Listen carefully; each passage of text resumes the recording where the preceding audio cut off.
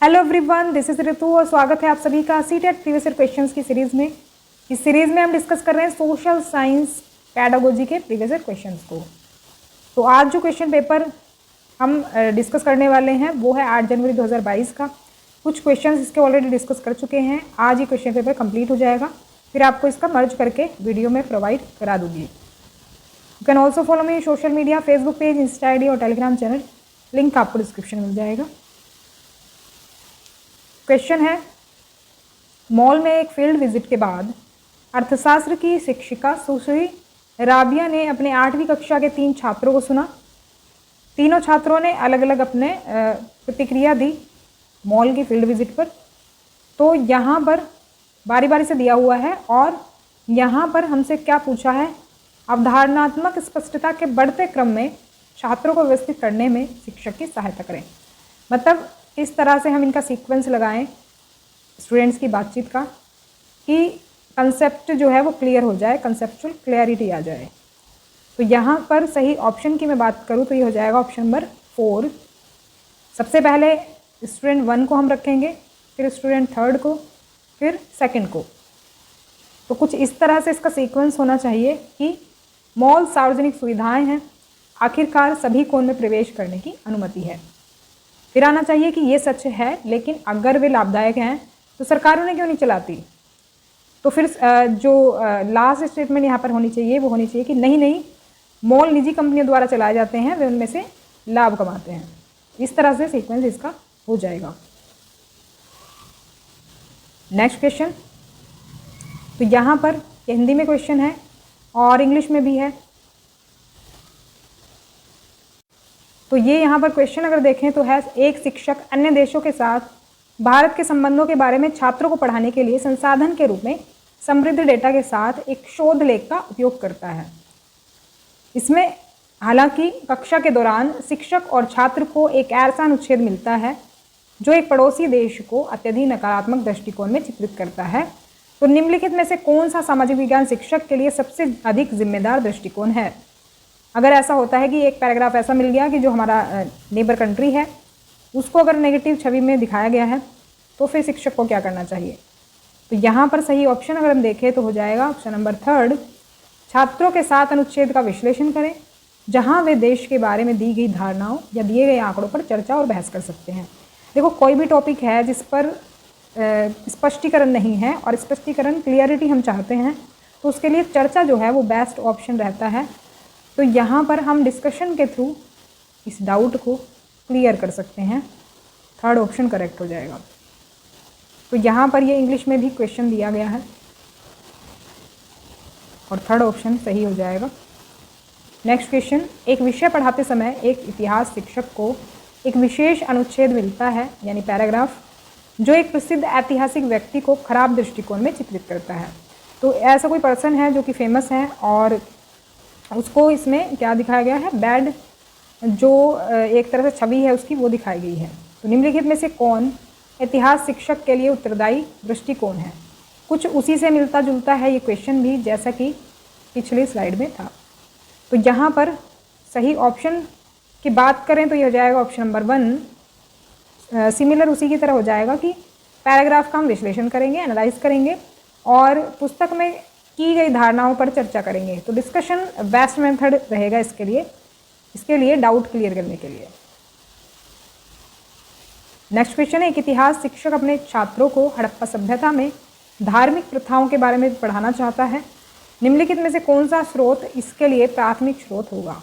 देखो, primary sources से अलग अलग तरीके से क्वेश्चन पूछे जाते हैं तो आपको इसकी जानकारी होनी चाहिए कि प्राइमरी सोर्सेज कौन से होते हैं। तो प्राइमरी सोर्सेज बेसिकली जो फर्स्ट हैंड इन्फॉर्मेशन होती है, जो किसी ने सामने से जानकारी वो कलेक्ट करी हो, उसको हम प्राइमरी सोर्स कहते हैं।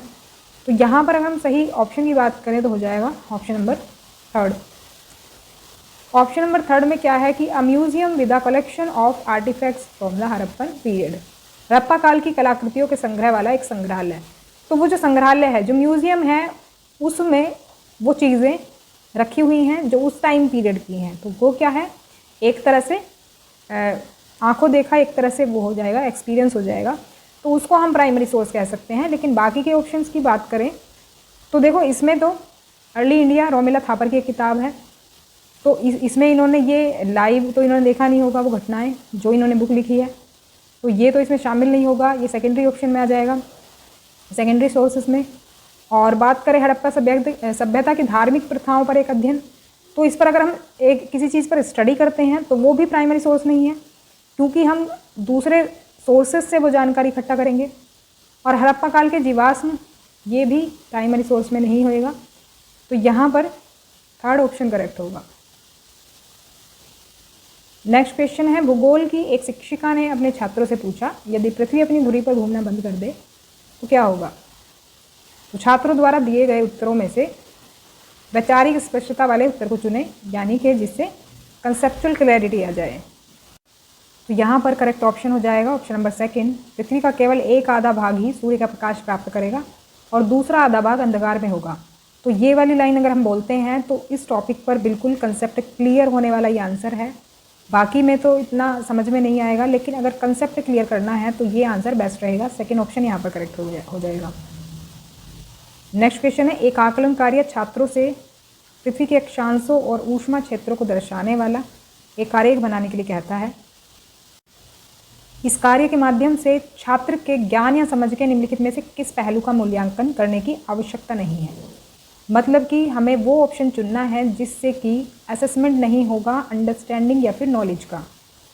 तो यहाँ पर मतलब कौन से टॉपिक की नॉलेज का, अक्षांश या फिर ऊष्मा क्षेत्र टॉपिक की नॉलेज या फिर अंडरस्टैंडिंग का यहाँ पर क्या नहीं होगा, असेसमेंट नहीं होगा।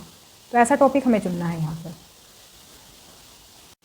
तो ज्ञान और समझ के असेसमेंट के लिए हम ये वाले टॉपिक ले सकते हैं, जैसे कि भूमध्य रेखा के संबंध में कर्क रेखा और मकर रेखा की स्थिति क्या है, इससे हम इस चीज़ का कंसेप्ट जो है पता लगा सकते हैं कि कितनी अंडरस्टैंडिंग है या फिर कितनी नॉलेज है बच्चों को इस टॉपिक की।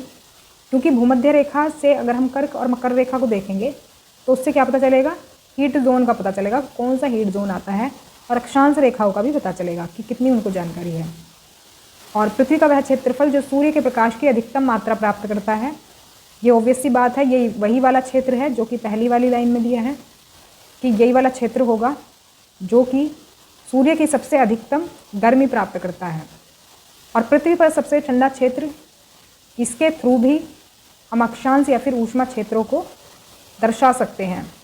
तो ठंडा क्षेत्र आपको पता ही है, अगर हम बात करें ग्लोब पर तो ये सबसे ठंडा क्षेत्र होता है, ऊपर वाला ध्रुवों के पास वाला। और जो सबसे गर्म क्षेत्र होता है वो ये वाला ट्रॉपिक ऑफ कैंसर और ट्रॉपिक ऑफ कैप्रिकॉर्न के बीच वाला। तो जब हम ये चीज़ें पूछेंगे, इससे क्या होगा, उनके इस टॉपिक की उनको कितनी नॉलेज है या फिर कितनी अंडरस्टैंडिंग है अक्षांश रेखाओं की या फिर हीट जोन्स की, तो इसके थ्रू पता चल जाएगा। लेकिन पृथ्वी की धुरी की बात करें तो पृथ्वी की धुरी का इससे कोई कनेक्शन नहीं है अक्षांशों या फिर हीट जोन से, तो इसीलिए ये हमारा इसकी ज़रूरत नहीं पड़ेगी हमें। तो ऑप्शन सेकंड यहाँ पर करेक्ट हो जाएगा। नेक्स्ट क्वेश्चन है, श्री दलजीत ने अपने छात्रों से भारत में सविनय विज्ञान आंदोलन शुरू करने का सबसे महत्वपूर्ण कारण, इस पर शोध करने यानी रिसर्च करने और एक संक्षिप्त नोट लिखने के लिए कहा। फिर वह प्रस्तुत किए गए सत्रीय कार्यों का उपयोग सीखने के रूप में आकलन के लिए करना चाहता है। देखो हमने इसके बारे में बात करी थी, असेसमेंट एज लर्निंग। तो इसके लिए छात्रों से पूछने के लिए निम्नलिखित में से कौन सा प्रासंगिक प्रश्न है। अगर हम क्या करना चाह रहे हैं, असेसमेंट एज लर्निंग अगर हम करना चाह रहे हैं, यानी कि असेसमेंट को एक तरह से लर्निंग के तौर पर हम यूज़ करना चाह रहे हैं, कौन सा यहाँ पर प्रश्न हम ले सकते हैं। तो यहाँ पर सही रहेगा ऑप्शन नंबर थर्ड। आपकी विचार प्रक्रिया क्या थी जब आपने तय किया कि किस कारण के बारे में लिखना है। तो यहाँ पर हम बात करें असेसमेंट की, तो असेसमेंट एज लर्निंग यहाँ पर किया जा रहा है, मतलब हम असेसमेंट भी कर रहे हैं और उसके असेसमेंट के थ्रू हम उसे बच्चों को सिखा भी रहे हैं। तो यहाँ पर थर्ड ऑप्शन करेक्ट हो जाएगा। इस तरह का असेसमेंट होता है, इसमें स्टूडेंट्स का इन्वॉल्वमेंट रहता है, एक्टिवली इन्वॉल्वमेंट रहता है, वो पैसिवली नहीं इसमें एक्टिव रहते हैं। मतलब कि पैसिवली यानी कि बस सुनते ही नहीं रहते हैं, एक्टिवली इन्वॉल्व रहते हैं, इसमें एक्टिव रहते हैं। तो इसीलिए इसको क्या कहते हैं हम, असेसमेंट एज लर्निंग। तो लर्निंग भी हो रही है और असेसमेंट भी हो रहा है साथ साथ। नेक्स्ट क्वेश्चन है, सीखने का उद्देश्य, छात्र नमी के बारे में अपनी समझ दिखाएंगे। तो लर्निंग ऑब्जेक्टिव्स क्या दिए हैं कि students will show their understanding of humidity. इस सीखने के उद्देश्य के लिए निम्नलिखित में से कौन सा प्रश्न परीक्षण करता है। लर्निंग ऑब्जेक्टिव्स होते हैं जिसमें बच्चे क्यों का आंसर जिसमें बच्चों को क्यों का आंसर मिलता है या खुद वो क्यों का आंसर ढूंढते हैं। तो ऐसा कौन सा क्वेश्चन है जिसमें एक तरह से क्यों, ये चीज़ क्यों होती है, इसका आंसर हमें मिलेगा। तो ऑप्शन नंबर सेकंड यहाँ पर सही हो जाएगा। ऑब्जेक्टिव्स की बात करें तो ऑब्जेक्टिव क्या है, उद्देश्य क्या है, मतलब सीखने का उद्देश्य क्या है। तो जिस क्वेश्चन में आपको मिले क्या कि ये चीज़ क्यों होती है, इसका आंसर मिले, तो वही जो है एक तरह से हमारे लर्निंग ऑब्जेक्टिव का काम कर रहा है। यहाँ पर सेकंड ऑप्शन सही हो जाएगा कि आर्द्र मौसम में कपड़ों को सूखने में अधिक समय क्यों लगता है। तो इसमें क्या होगा कि इसमें इनको इस चीज़ की समझ होगी कि क्यों समय लगता है कपड़ों को आर्द्र मौसम में सूखने के लिए, क्योंकि जो ह्यूमिडिटी होती है ऑलरेडी वेदर में मौजूद रहती है, एटमॉस्फेयर में मौजूद रहती है, जिसकी वजह से क्या होता है वो जो एक तरह से पानी सोखने की जो क्षमता होती है ना हवा की वो थोड़ी धीमी हो जाती है। तो इसलिए कपड़े देर से सूखते हैं, क्योंकि जब ड्राई एयर होती है तो वो जो है जल्दी कपड़ों का पानी सोख लेती है, लेकिन जब ऑलरेडी हवा में नमी होगी तो वो पानी सोख नहीं पाती उतनी स्पीड से। तो इसीलिए सेकंड जो ऑप्शन है वो यहाँ पर करेक्ट हो जाएगा। एक तरह से ध्यान रखेंगे लर्निंग ऑब्जेक्टिव्स में हमें एक तरह से क्यों का आंसर मिलता है। नेक्स्ट क्वेश्चन, प्राचीन गुफा चित्रों पर एक वर्ग चर्चा इस प्रकार थी। तो मतलब एक क्लास है, क्लास के बच्चे हैं, उनका डिस्कशन चल रहा है एक तरह से गुफा चित्रों पर, जो एंशंट केव्स होती हैं, ये एंशंट केव्स में पेंटिंग्स जो होती हैं उस पर। तो काव्य कहती है सिद्धांतों से पता चलता है कि प्रारंभिक मनुष्यों ने शिकार के लिए बाहर जाने से पहले गुफा की दीवारों पर एक रिवाज के रूप में चित्र बनाए थे। मतलब हम ये कह सकते हैं एक रिचुअल था ये, मतलब सभी लोग ऐसा करते रहे होंगे। तो बाहर जाने से पहले सभी लोग ऐसा करते होंगे। राहुल कहता है नहीं, यह उनके लिए मनोरंजन का एक रूप ही हो सकता था। तो ऐसा नहीं है कि उनका रिचुअल ही हो, वो इंटरटेनमेंट के लिए भी ये कर सकते हैं, ये कहना इनका। जैसे होता है ना हमारा कोई शौक़ होता है कि हम ये चीज़ करते हैं, तो ये उनका मनोरंजन का एक रूप भी हो सकता था। तो दोनों के अलग अलग विचार हैं। अब शिक्षक श्री कुमार इस चर्चा का उपयोग इतिहास से संबंधित सोच कौशल को पेश करने के लिए एक अच्छे अवसर के रूप में करना चाहते हैं। अब जो ये इनका डिस्कशन है इनको यूज़ करना चाहते हैं, और वो निम्नलिखित में से किस कौशल का सबसे अच्छा परिचय दे सकते हैं। तो यहाँ पर सही ऑप्शन हो जाएगा option number 4, weighing the evidence, सबूतों को तोलना। तो फोर्थ ऑप्शन यहाँ पर सही हो जाएगा। नेक्स्ट क्वेश्चन है, छात्रों ने अभी सीखा है कि कैसे समानता और न्याय अविभाज्य हैं, इंसेपरेबल है, मतलब उनको अलग नहीं किया जा सकता, एक दूसरे से जुड़े हुए हैं। और भारत में इसके उदाहरणों को सूचीबद्ध करने के लिए कहा जाता है। विकल्प 4 छात्रों की प्रतिक्रियाएं दिखाते हैं। इनमें से कौन सा छात्र वैचारिक समझ को दर्शाता है, यानी कि कौन सा छात्र कंसेप्चुअल अंडरस्टैंडिंग को दर्शाता है। यहाँ पर सही ऑप्शन की बात करें तो हो जाएगा ऑप्शन नंबर 2, सरकारी कार्यालयों में महिलाओं के लिए आरक्षण। तो अगर हम बात करते हैं reservation in government offices for women, तो एक तरह से इसका ये अच्छा एग्जाम्पल रहेगा समानता और न्याय का, क्योंकि विमेन जो हैं कम आंकी जाती हैं।